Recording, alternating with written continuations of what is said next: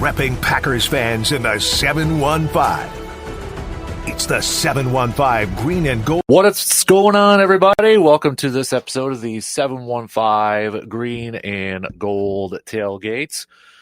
Dan here, C-Bomb, if you're watching the video right now, sitting across the way. How you doing, man? I'm doing well, my brother. How you doing, El Capitano? Not bad, man. Not bad. Well, new podcast we're starting here. Love it. It's a little...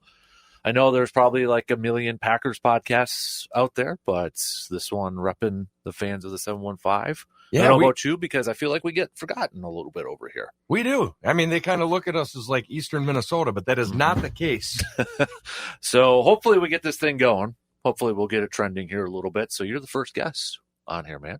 Honored, my brother. Look at that. So, Honored. The guy who drove Devon House, we got to get him on here. Do you still talk to Devon?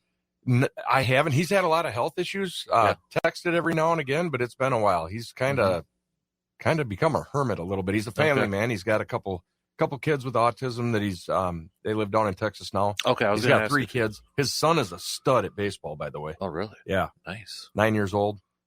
He's so pretty cool. Yeah, absolutely. Don't talk to him much, but he's doing good. Good deal. Well, in the back end of this too. He was actually on the radio show, but our good buddy, I say our because we both know him, we both hung out and talked to him, ESPN's Rob Demovsky. So we're going to play that interview from the radio show at the back end of this episode here. Always good to talk with Rob. Such a cool dude. So, he's awesome, isn't he? Actually takes time for us to hear in the 715. Yep. I'll just say this. I'm going to call out some people, not by name. Some don't. Some Packers media people don't.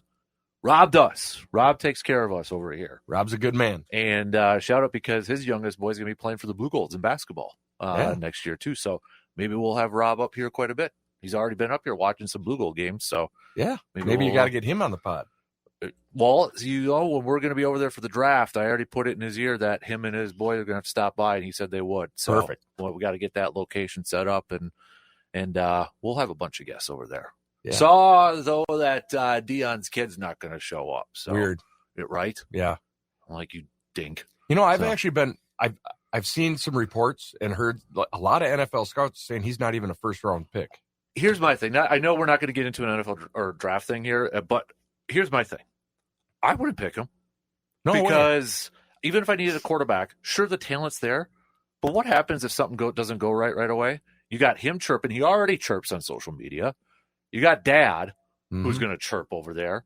I don't want to mess with that. I don't. If I'm a general manager, yeah, you're going to get tickets and attention. I don't want to mess with that though. I just feel like that's a train wreck coming. It is absolutely. And I just hands off. Yep. For me. And if there's a team willing to trade up to go get him, I make that move. Who do you think it's going to be? I got my thought of who's going to take him, and I'll laugh if they do. Tennessee's number 1, Cleveland's 2. Who was 3 again? Was it Jacksonville's at 3, or is it the Giants at 3? I think the Giants fell I back. thought the Giants fell too.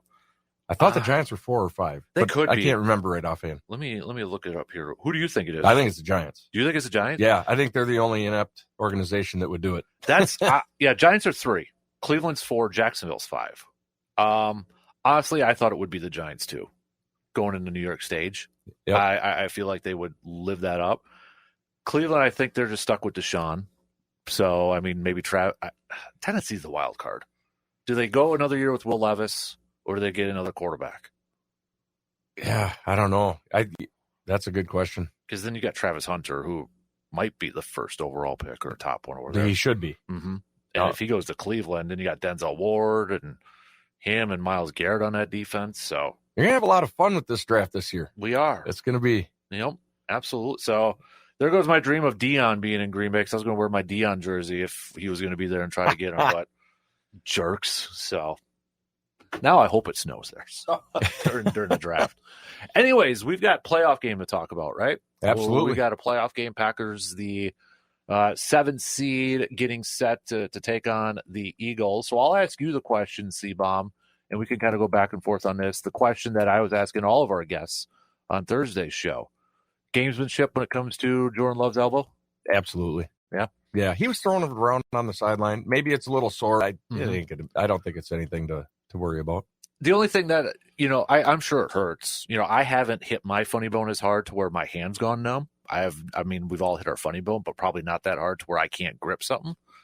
And I'm sure it's probably bruised right now. I guess the only thing that would make me a little concerned is like how far can he throw the football or how hard can he throw it? Because he did say it hurts when he throws. That would be my only concern. But then I look at the weather and it's like 42, sunny. There's no wind in Philly, so I'm like, well, that's going to be a bonus on Sunday too.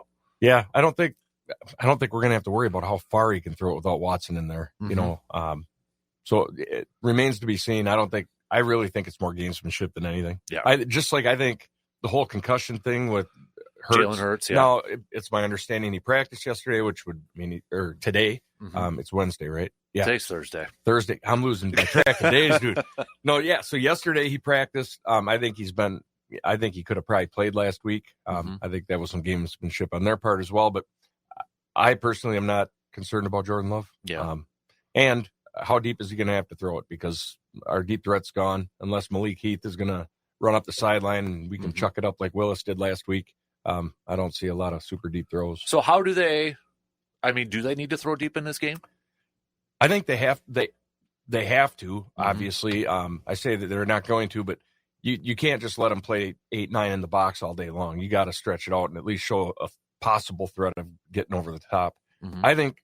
I seriously think they're going to have to do something with a 2 tight end set and start using Musgrave up the middle and go deep to him. Mm-hmm. At least you don't complete it, fine, but at least show that you're going to try. Right. You know? Mm-hmm. Yeah, I'm very curious to see what the game plan is going to be because we've seen the passing offense kind of the last couple of weeks take a hit.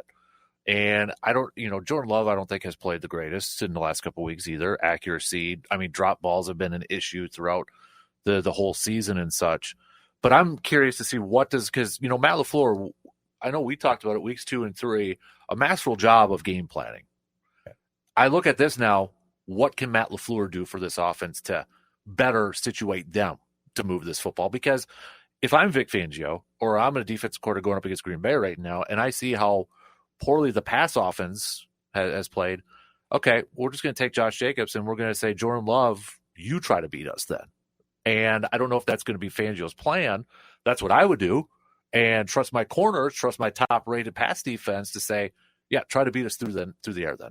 Absolutely. I think that's where hopefully having Mr. Saleh there will kind of ignite LaFleur to come up with a game plan, because if I'm Vic Fangio, what I'm doing is I'm manning up on every wide receiver across the board. I'm sticking 8 in the box and making sure Jacobs isn't beating me. And I'm going to say, Jordan, you do it.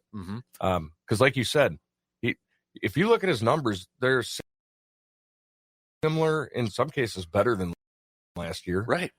So Love hasn't digressed. He has been a little bit less accurate. He has been a little sloppy with his feet, throwing off his back foot, the fadeaway jumper pass that's not anywhere near his wide receivers half the time. So if I'm Vic Fangio, I'm going after Love. I'm stopping the run and I'm manning up. And if Love can beat him, then Love beats him. Yeah, I think, I got to imagine if, to beat that man and you don't have Watson, who's your man coverage beater, right? Yep. I got to imagine, we're going to see a lot of motions, a lot of misdirections, lining up Reed in the backfield and motioning him out to try to get a matchup against a linebacker or something like that. I want to see that. I want to see some creativity within this game plan. It's just, will it work is the big question. I don't know what else. The other thing, too, is like the Chicago game. We saw the package with Malik Willis in there. I don't know if that's going to be something they do or if that was just something, hey, we're going to throw this in there and make them prepare for it, sort of thing. But this is where I look at this as a huge opportunity for LaFleur, again, I think, to maybe establish himself as one of the better play callers in this league. Yeah, so this, I agree. And I think this week, and I fear the Eagles more than I do the Vikings or Detroit. Honestly, that's my stance on it. And I think this week we're going to find out. We talked in weeks 2 and 3 and what he did with Willis and his game planning and scheming. He comes in and we Josh Jacobs one game, then the next game he let Willis kind of cut it free a little bit. We need LaFleur to come up with a game plan for Philadelphia using Jordan Love. And I think you touched on it, seeing Jaden Reed and using him kind of as a switchblade in this game. Yeah. I don't want to see a 4th and 3 jet sweep. Yeah. Yeah. Like there's some situations like that. And I'm like, because you're talking about the game from Chicago. Yep. Like, what the hell is that? Right. Like, that fooled nobody. I even think fans thought, okay, this is going to come. Yep. And it just, what the hell are you doing in that situation? Yeah, especially when Jacobs was getting 4 or 5 yards of clip right up the middle. Just run it down their throat. I mean, and that's the other thing, too. I think Packers, the fan base, from what I've heard a lot listening to your shows in the morning and callers and people, they're like hinging on, the last 2 weeks. Well, we got a slow start. We didn't win with Minnesota, right? That's fine. It's a loss against one of the top teams in the league, probably the most underrated team in the league, in my opinion. Then we play Chicago. We lose our quarterback. Jacobs plays half the game. We're missing our top 2 wide receivers. It was a vanilla game, but honestly, it didn't really matter, and the players played like it. So I'm kind of taking the loss to the Bears with a grain of salt. Let the Bears have their Super Bowl. They beat the Packers. The world is great for them in the offseason. But I think we can beat the Eagles. We're better than what we've seen the last 2 weeks. 14 days ago, Green Bay was the team nobody wanted to play. Exactly. We're in such a recency sports world here where, you're right. 2 weeks ago, it was they were the team nobody wanted to play. Now, I saw a poll the other day, is Green Bay the team you want to play in the postseason? I'm like, for crying out loud. I'm sure I'm guilty of it too, and others are guilty of it or whatever, but it's like, did it change that much within 2 weeks? Right. For that to happen? I don't think it did. This is a team for Green Bay where I wouldn't be surprised if they're 1-0 or they make a run. Like, I feel like they have that talent, that ability to do it. My biggest question mark is, are they going to continue to shoot themselves in the foot, though? Because I feel like a lot of times they have been their own worst enemy. Absolutely. Whether it's been stupid penalties or, where you pick up a third down, but then it's like, oh, holding. So then you're down to a 3rd and 13 situation. Yep. Or false start. Like, that's the only, if they play a clean game, I think they can win then. But absolutely, it's the stupid shooting yourself in the foot stuff that I don't know if I can put my full trust on with that. Yeah, I mean, we've count on how many games we haven't had stupid penalties or I mean, we have what was it? We had one game, I can't remember, it was a few weeks ago, where it finally looked like all 3 phases were clicking. One game out of 17. And I kind of put that on LaFleur. He's got to get the team locked in. But yeah, you said it. I mean, they can beat. I could see them go. I could see them lose, and I could see them run the table. I mean, they've got the talent, youngest team in the league, and let's not forget, teams have to score on our defense. The Bears, we can't take away the punt, take away the turnover, the fumble on the short field. Right, that's 14 points right there. Yeah. And this defense is legit, and they're doing it without Jair Alexander. I think Cooper's going to get put on a stage now where he's going to become that name like a Fred Warner, The newly rookie of the month, defensive rookie of the month. Absolutely. That kid is fun to watch, isn't he? Man, he's going to be good. I just love it too because he's got like 5 dogs and 2 pet horses and all that. So I think he's going to be a fan favorite coming up here. Oh, yeah. I mean, I don't know. You're a little bit older than me. Wink, wink. But to me, I can't remember seeing another more instinctive linebacker in Green Bay. Like, I know I keep using these examples, but it's the one that's always in my head. That Minnesota game where it looked like Aaron Jones a few times, like, oh, that's a big hole.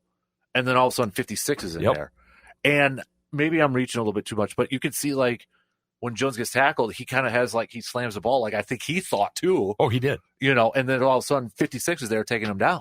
Yep. Like, I can't remember the last time we had a linebacker that instinctive. We haven't. The linebackers we've had, and I'll just state it, I've been watching the Packers since the 80s, man. My first favorite player was Paul Kaufman in the early 80s, a tight end.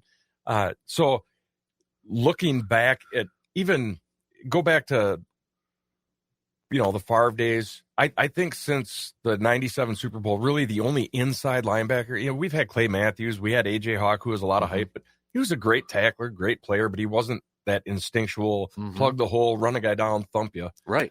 I think the only guy who we had for a brief period of time that had any type of those traits was Desmond Bishop. That's the name I was thinking of, too. Yeah. Yeah, 55. Yep.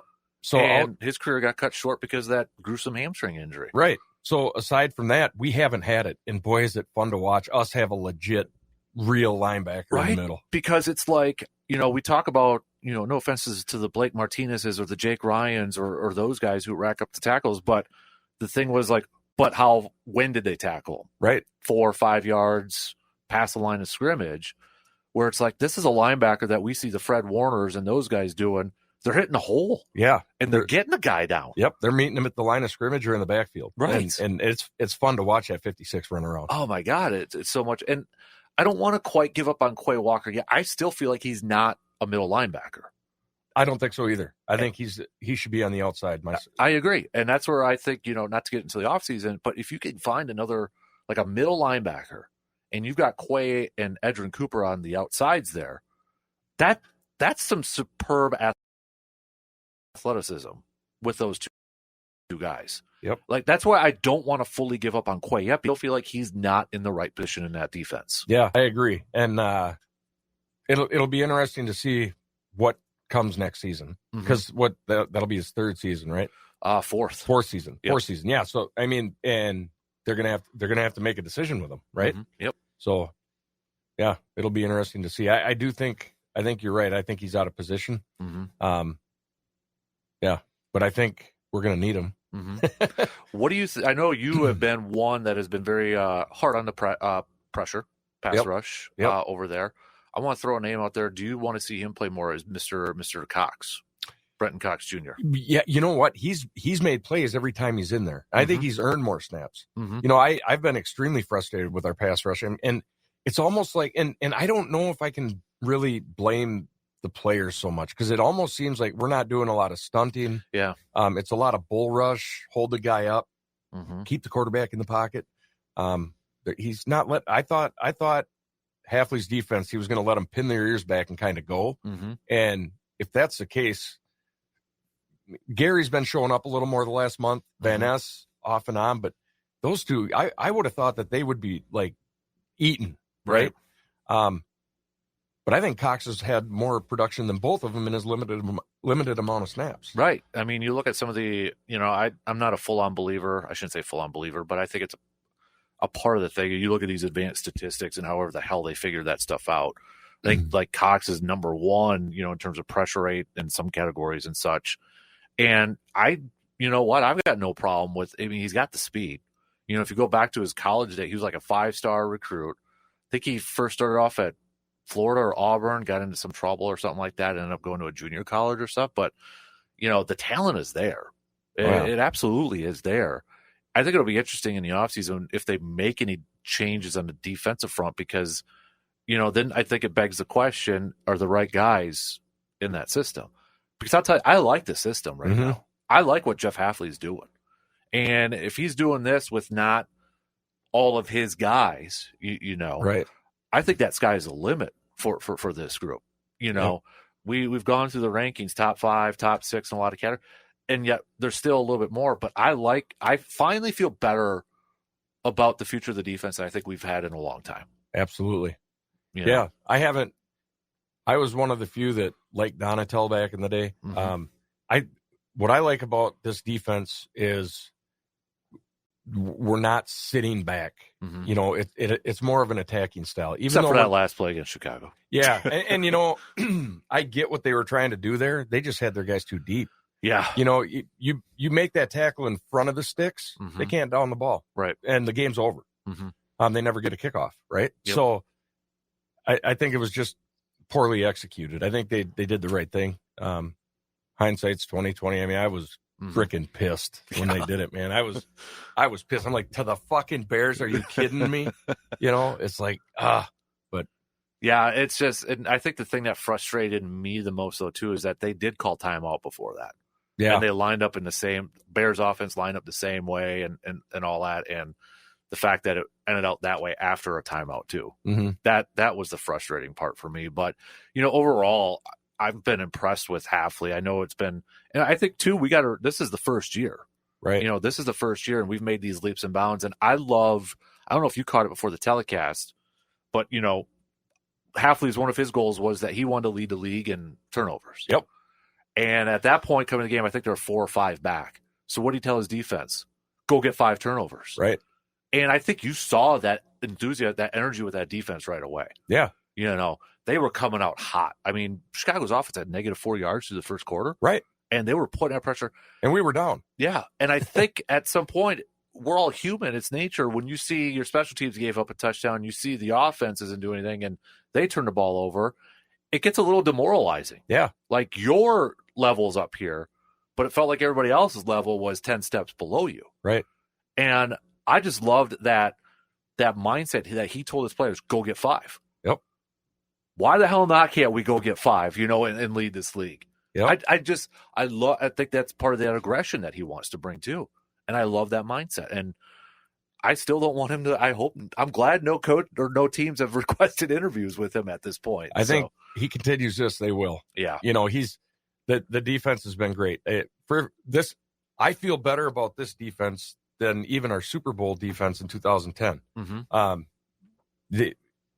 They do their job, Mm-hmm. And let's be honest. I mean, they're professional athletes. You think people can run 60 plays straight, balls out, as fast as you can, but you get tired. Mm-hmm. You're on the field way more because they punt and they Mm-hmm. your offense is turning it over. You're right back on the field. They get worn out. And Right. like you said, you're demoralized. Now you're tired. Now you back off. But they still held the Bears. I mean, we should have won that game. Mm-hmm. Yeah. We can't afford any of those stupid mistakes against the Eagles. I will say I do want to give the Bears a little credit though on that final play where they lined up the same way again. Yeah. I was looking at those 3 receivers. I thought it was coming that way. They were going to try to get to the sideline, but Nope. They go to the backside over the middle where you don't want to be. They drew it up well and they executed. It just dawned on me. Was that the Varsity Blues play? Where he's got Tweeter, where he's got, James Vanderbeek's got 3 over there. And then Tweeter's on the other side. You might be right. I'm going to have to go watch freaking Varsity Blues. I think it's the Varsity Blues play. Where he's got, because where he's like, they're at practice and he's like shift and he has 3 guys shift and Tweeter's over there by himself and he gets chewed out by John Voight, by Bud Kilmer. I think that's the Varsity Blues play. Oh my God. Did anybody else notice that? Are you looking it up right now? I'm trying to. I think it's the Varsity Blues play. Because he's insane. like, we load up on this side, burn them one-on-one on the other. And that's exactly what they did. Oh, we figured the out. epiphanies that are happening on the first pod. Right. I'm going to have to watch Varsity Blues now just to see that happen. Oh, oh my God. If it is, I give them a little bit more credit then. Yeah. If they did take that out of the Varsity Blues playbook. So shout out former Badger Thomas Brown. There you go. Former coach, running backs coach there. All right. So back to the playoff game though, with Philly. What concerns you the most? This is a question I've been asking everybody. You got Saquon Barkley, 2,000 yards this year, top runner in the league. Packers run defense is 7th. Does that worry you more, or is it the Packers passing offense going up against the number 1 passing defense? I'm not concerned about their offense as much as I am. Can we move the ball on them and score? Mm-hmm. That's what I'm worried about. I think, they've got great weapons in Devontae Smith. They got, A.J. Brown. They got weapons all over the place. But honestly, again, we've played the Lions twice this year. We've played the Vikings twice this year. I'm more scared of their weapons than what the Eagles have to present. Mm-hmm. But they have Jalen Hurts. Yeah. And that's something Minnesota and Detroit doesn't have. So we got to contain him. I think if we can get pressure on him, I'm really not concerned as much about our defense. My question is, can we move the ball? Can we score on the road in that environment? With, like you were talking, what's the question about Jordan Love's elbow? I'm not overly concerned about it, but can he play the way he's supposed to play? Right. I feel like they got to jump out to a lead right away. Green Bay has to jump out to a lead. Yeah, they can't come from 20 behind. I almost feel like it's got to be a script from last year's Dallas playoff game where they go down 7 minutes, come away with a touchdown and get that lead. If you can get a turnover then on your next possession, I feel like they got to jump out 10, 14-point lead right away. Yep. In this thing because they can't start off like turnover like Minnesota. And granted, the defense stopped them in that, but that's what I feel like they've got to do a better job. I'm actually watching Varsity Blues. It's 4 on one side, 1 on the other, but they're stacked. Same thing. 2, 1. Yep. Okay. Ha! There you go. Figured out. Pulling it out from Varsity Blues. Okay. Yeah. My question to you then. Yeah. How do they get to that 14-10 lead or 14 or 10-point lead? I think you win the toss and receive like you have been. Yep. You take the ball down. I know it's a hostile environment, and Philly's probably going to be, insane. you got to get back to somehow what you were doing with San Francisco and Miami, establishing that run, having success running the football. This is why you bring in Josh Jacobs, though, right? It's for games like this. This is why you have Josh Jacobs. You continue to hand him the rock. You ask your big boys up front, say, okay, we know that front seven for Philly is pretty stout. Jalen Carter up there's a dude, right? But we're going to win it behind you guys. The only reason we win this game, I'm telling my offensive line, is because of you guys right now. You open up those lanes, Josh Jacobs will find them. Josh Jacobs has made a lot of crap out of nothing in some of the, like, there's how many times have we seen a game where it looks like he's stacked up, but he's picked up 4 or 5 yards. I mean, this is why you bring him in. You establish that run, you win 6, 7, 8-minute drives, you score right away. Defense, use that momentum, get a quick 3 and out or something like that. Give that ball back right away to the offense. But I think, assuming that they're going to do a decent job of slowing down Josh Jacobs, because if I'm a defense coordinator, I'm loading the box up. Right. Absolutely. I think I would. You got to get Jordan Love in a rhythm right away, though, too. Mm-hmm. Whether it's shorter passes, get Tucker Kraft involved in this thing. Just try to get the ball out quick and get him into rhythm. And get yourself in those 3rd and shorts. Like, if you're going to lose those early downs, I think they're in trouble. Big time. I think if they get in 3rd and 9s, 3rd and 11s, that drive's done. I can't see that happening. So get Jordan Love in rhythm, but do what you do best, and that's control the clock. And please don't turn the ball over either. Don't turn that ball over. And don't give Saquon or the Eagles offense a lot of opportunities. Because you look at, I know it's week 1.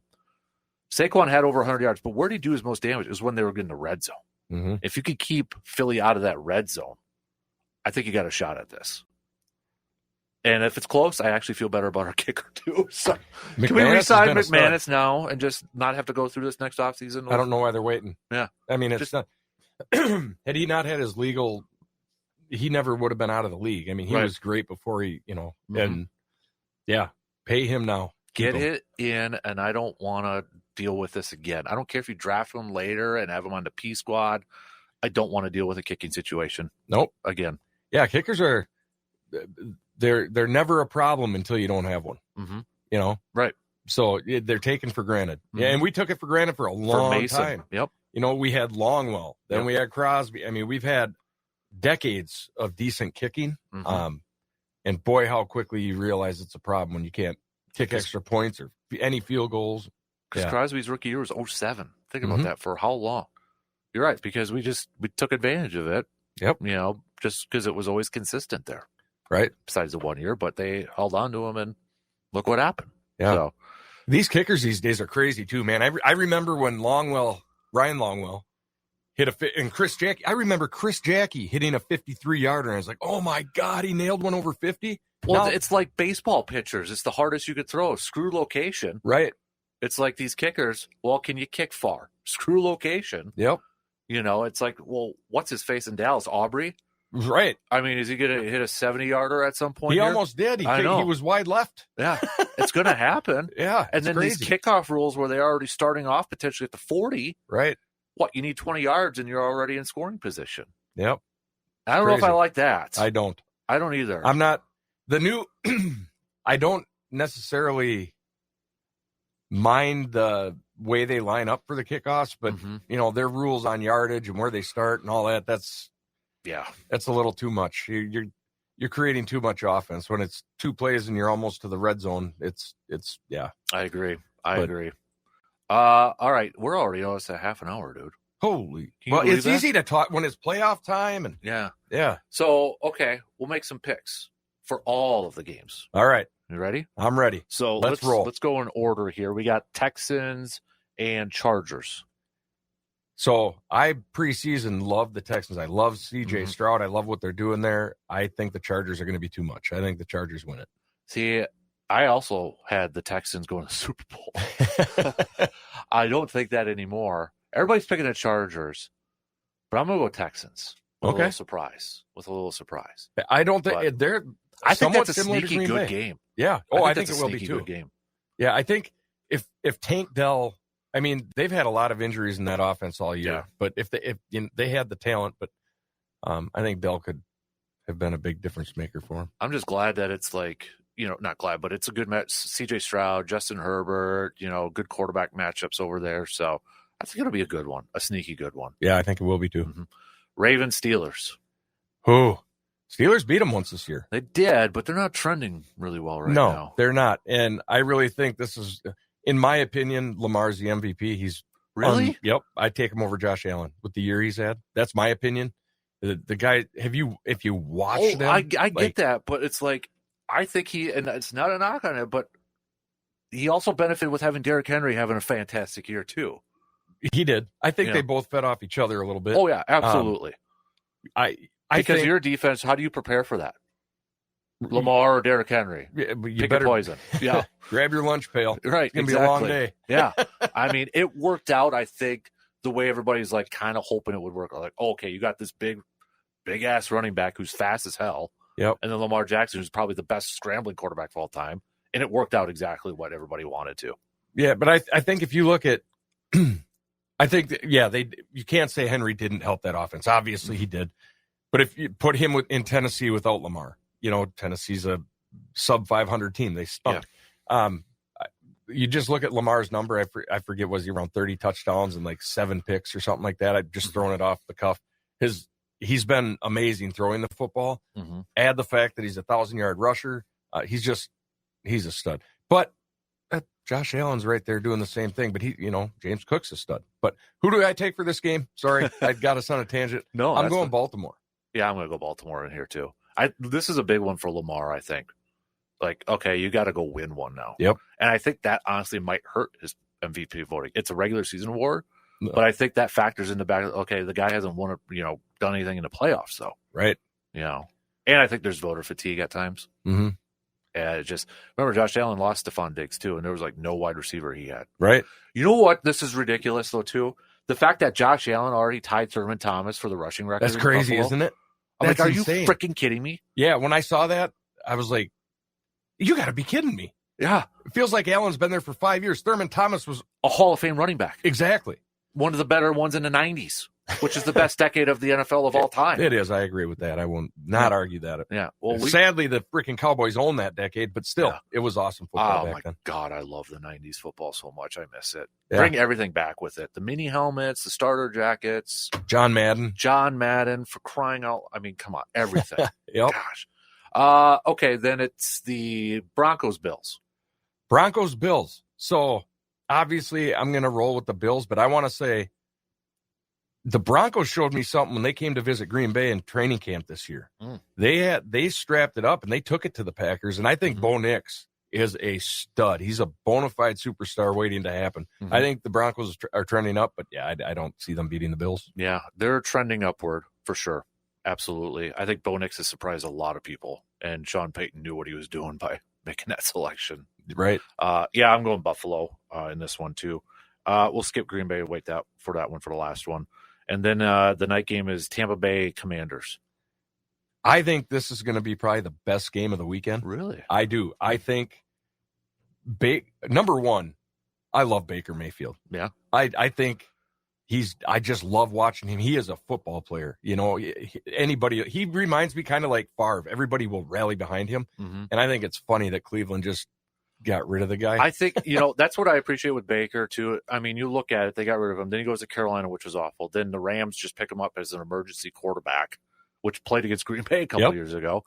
And then, goes to Tampa and he's a quarterback battle, plays well, gets a contract, and he's like I'm glad there was those players, because teams are so quick to get rid of a quarterback if you don't have consistent, immediate success right away. Right away in their careers. Right. And all those teams that watched away, I think it's an example too of being in a good position. Good franchise too that knows what they're doing. Absolutely. At that point. I think it makes a huge difference. Mm-hmm. Yeah, but I'm talk about Mike Evans. He's same draft class as Odell Beckham. And Devontae. Unbelievable. Yeah. The guy's a stud. Him and Larry Fitzgerald are the two most underrated receivers of all time. I agree with that. Mm-hmm. I agree with that. I would take either one of them in a second. And when you talk about receivers and you talk about drama, you never heard anything about those two. Mm-mm. Not a lick about either one of those guys with drama. Yep. They just show up and play. Mm-hmm. Yep. Great. Yep. So The Commanders, I mean, Jaden Daniels, there's a lot of young quarterbacks that are really good in this league right now. Mm-hmm. I just think Tampa Bay is going to have too much offensively. I'm taking Tampa Bay. I'm going to go with the Buccaneers too. Buccaneers are a weird team, kind of like Green Bay, where I could see them losing one and done, but then maybe winning a couple and being a pesky team. Mm-hmm. So, Minnesota Rams. Minnesota Rams. There's a lot of kind of trendy picks after, Minnesota getting the stomp down last Sunday night. But, I think they're going to walk on the Rams, to be honest with you. Yeah. And the Rams they're sneaky. Their offense, they were unhealthy all year. They've had issues, but they got in. Mm-hmm. What they got? 10 wins, I think. Yeah. Yep. So they fought back, and we caught them with, Stafford was out, so we got them at the right time. Offensively, they are phenomenal, but I just think Minnesota, and this is also, I have a Tuesday grind my gears. It drives me nuts that a 14-win team, even though it's the Vikings, have to go on the road. Mm-hmm. I think they earned a home. They need to redo how the NFL seeds their playoffs. Mm-hmm. You win your division, you're in. Okay, You're in the playoffs. That's your good job. Yep. But now we reseed you based off record because Minnesota deserves to have home field. I would agree with that. Kind of like the college football playoff too. Like you don't have to give the buys to the conference champions. Absolutely. Reseed that, and that's been the biggest one with that. And I think they'll change it. But I agree. It's I think I'm division. You're in. But then you're reseeding it after that. NBA does something similar too. Yep. So have you heard more? And I don't want to derail this. And my pick's going to be Minnesota. I think Minnesota gets it right after that. They've been phenomenal all year. I don't see them losing to the Rams. I've also heard today that they're talking about moving this game to Arizona, possibly with the wildfires out there. Yeah, and honestly, I mean, I know it's closer to LA, but that probably would help Minnesota. I think so. It makes it more of a neutral field. Mm-hmm. Yeah, and. Yeah, I think that does benefit Minnesota a little bit. The one thing that I was wondering is if that was a closer game, Minnesota still loses to Detroit, but it was a closer game. Does the pick change at all? Does the fact that they got dominated mean like, okay, Minnesota's going to come in and be like, okay, we got embarrassed. Mm-hmm. So we're going to go try to embarrass. Like they're a little bit more focused. You know what I mean? I think that loss helped them. Mm-hmm. I really do. Mm-hmm. Because you get your ass handed to you to go in the playoffs, and now it's like time to look in the mirror. Let's strap it up and get it going. Right. I'm really interested to see how Sam Darnold plays. Me too. No playoff experience. Nope.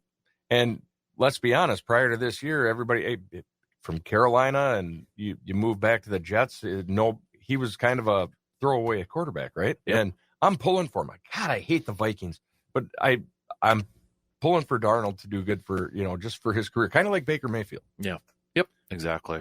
I'm going with the Vikings too. I know, we've had Brandon.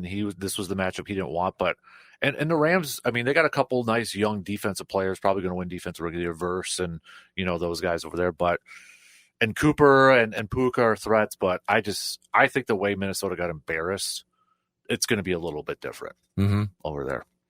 Here's a question. Yeah. Is Matt Stafford the best quarterback in LA right now? Or do you think Jimmy G should be fired? Oh, you're talking. Well, see, when you said LA, you got Justin Herbert. Oh, no. Sorry. I meant, for the Rams. You still go Stafford. Yeah. In the playoffs. Yeah. Right. You go Stafford. Yeah. I agree. Okay. How you picking it? Now, first of all, are you going double or nothing on the Eagles tattoo? No. With this game?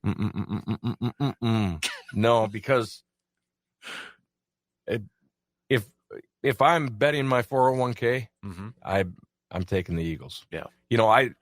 My heart, I think Green Bay can go in there and win this game. I'm picking the Eagles because as, a true football fan, who do I think is going to win? I just don't think Green Bay, the way they've been playing, can go on the road and get it done. If they put that, like we talked about earlier, I said they had one game. I can't even remember which one it was. A few weeks ago, where the Saints one, maybe. Yeah, the Saints, and the one you were at. I was there. That's why. So, but that was the Saints. But they had all three phases clicking. Other than that, we haven't seen it. And they moving forward, if they beat the Eagles, which I hope they do, all three phases have to click the rest of the season. And they've only done it once this year, and I don't see it happening again. So, unfortunately, I picked the Eagles winning 27-21. I'm going with the Eagles too, but I'm just kind of like you. I mean, I wouldn't be surprised either way. I think the only thing that maybe would surprise me if it's a dominating win by Green Bay, if it's like a just absolute ass whooping by Green Bay. I think the only thing is, you kind of hope Jalen Hurts is maybe a little bit rusty, but if he is rusty and Philadelphia is this season started off slow in first quarter, you better damn well take advantage of that and put up points right away in that first quarter. Right. No lazy, lollygagging around in that first quarter. You better take advantage of that before he starts to get that rust off. Right. So I do want to say, though, a year ago we were sitting, not me and you sitting in here, but we were all saying, yeah, we don't have a shot against Dallas. And what did we do? We kicked their ass. So if Green Bay could do it to the Eagles. That's right. So let's do it. Yep. All right, man. That's the first episode in the books. I love it. I appreciate you having me here. This was great. Yeah. I'll talk Packers anytime with you, man. Right. Absolutely. 715. So coming up next, we'll replay the conversation I had with our good buddy, Mr. Rob Demovsky from ESPN. Go Pack Go, right? Go Pack Go, brother. Continuing our Packers discussion here this morning, joining us is Rob Demovsky, ESPN.com's Rob Demovsky. Rob, first thing, appreciate you taking some time this morning. I know it's a busy week for you, but big thanks for talking with us here in the Eau Claire area again. You got it, Dan. Hey, so obviously the big news yesterday, Jordan Love and Matt LaFleur kind of coy with his elbow. I was listening to Jordan Love's talk at his locker. I mean, a lot of and one-word answers yesterday. Do you think it's a little gamesmanship being played, or do you think there's something there with that elbow injury? I assume it's gamesmanship more than anything. They may be trying to limit how much he throws early in the week. Obviously, Wednesday is really just the first day of practice as they begin preparations for the week. The unfortunate thing is we don't get to see anything other than them stretching at this time of the year. At least that was the plan yesterday. So we didn't really get to see him throw. Maybe that was by design. Maybe that was going to happen anyway. But talking to guys in the locker room, other players, most of them had no hesitation about, thinking Jordan Love wasn't going to play this week. They all thought he was. So, I think there's quarterback questions on both sides. Jalen Hurts, technically, I believe, is still in the concussion protocol. So, kind of an interesting week. I don't expect this to be like we show up at the stadium on Sunday and all of a sudden, Malik Willis and Kenny Pickett are playing. I don't think that's the case, but I guess it's always a small possibility. Evan Williams also returned to practice yesterday. Quay Walker returned to practice. I think we even talked to you after the Brazil game, and that was a game where Evan Williams didn't have any snaps in that week one. How much of a difference do you think this defense will be with him maybe on the field this coming weekend going up against the Eagles this time? Yeah, I think the secondary is the biggest area of weakness right now. Obviously, Jair's been out for a while. They've had injuries to Evan Williams, Zane Anderson, even Javon Bullard. So they're going to be, if they get Williams back, they'll probably be about as healthy as you can expect there. And it allows Javon Bullard just to stay in the slot in the nickel and not have to move around from safety to the nickel spot. And then that's really, I think, been the key is if they can keep Bullard at nickel, that means, Carrington Valentine and Keyshawn Nixon can play on the outside. And they're just much better off aligning that way if they have Evan Williams. Now, Evan Williams and Quay Walker, Dan, haven't played in the last 3 games. So, a little bit of rust there, I'm sure. And coming back for a playoff game and getting thrown right into it won't be easy. But I do think they're better off with those guys in there. With Edgerrin Cooper, what he has done in terms of like the run game here. I mean, Rob, I can't remember another linebacker. He just seems like to be the most instinctive linebacker that they've had in the last few years here. I mean, there was times against Minnesota, it looked like Aaron Jones had an open hole, and then Edgerrin Cooper's there to fill it in right away. And I know he didn't play a lot in that first game, too. Is he going to be a big key, do you think, in trying to slow down Saquon Barkley this weekend? I mean, he's going to have to be. That is a tall task. Barkley has hurt the Packers before. The last 3 times he's played them, obviously only once with the Eagles, twice with the Giants, he's had over 100 yards from scrimmage and a touchdown in each of those 3 games. So they are going to have to put, a lot of emphasis on stopping him. He hurt them out of the backfield as a receiver in the first game in Brazil. They had that route where he caught it for a touchdown. And, not. The only thing is you cannot simply focus on him. They've got obviously talented receivers and tight ends as well. So, but Cooper has been sort of like, we talk about guys when they get drafted and what their potential could be. And Cooper's been one of those guys that has delivered on it. When they picked him in the second round early, he was the first inside linebacker taken in the draft. Obviously it's not maybe a position that's always drafted super high, but theoretically they got the best inside linebacker in the draft, and certainly I think he's shown why he was touted that way. He can run, he can cover, he can tackle. He's been everything they could have hoped at this point. They just got to try to get him involved, in a bigger role. Like, they don't want to overload him. He's only really learned one linebacker position, and sometimes that means he comes off the field in certain packages. But the next step for him is being able to be interchangeable at the different inside linebacker spots. He's Rob Demovsky. He covers the Packers for ESPN NFL Nation. You can check out all of his work, ESPN.com. Rob, question I've been asking some of our listeners, if you had to pick, which one would you be most concerned about? Would it be the Packers' run defense, which is ranked 7th in terms of yards allowed per game, going up against Saquon, or is it the Packers' passing offense that is struggling here a little bit as of late, going up against that number 1 pass defense? Which one would concern you the most for the Packers? I guess I'm probably scarred by pass damage, but I would say the run defense, even though, like you said, the numbers have been pretty good this year and they've been much improved. But I just feel like, until they shut a guy like Saquon down in a big game, I've still got concerns about that side of the ball, and that could just be scar tissue from all these previous playoff games where they've been run over. But to me, that's still an area of a question, I think. How does Green Bay fill in the void of Christian Watson? He's the vertical threat, the deep threat, the speed on the outside. Is it more snaps for Luke Musgrave? Is it, the Romeo Dobbs is coming back, I know, too? Or can they not replace him in this game? Well, I don't know that they will in this game. And to be honest with you, Dan, I don't know that they were going to get much in this game anyway. The Eagles were the number 1 pass defense in terms of allowing the fewest explosive plays, big plays down the field. So those may not have been there anyway. One guy to keep an eye on is Bo Melton.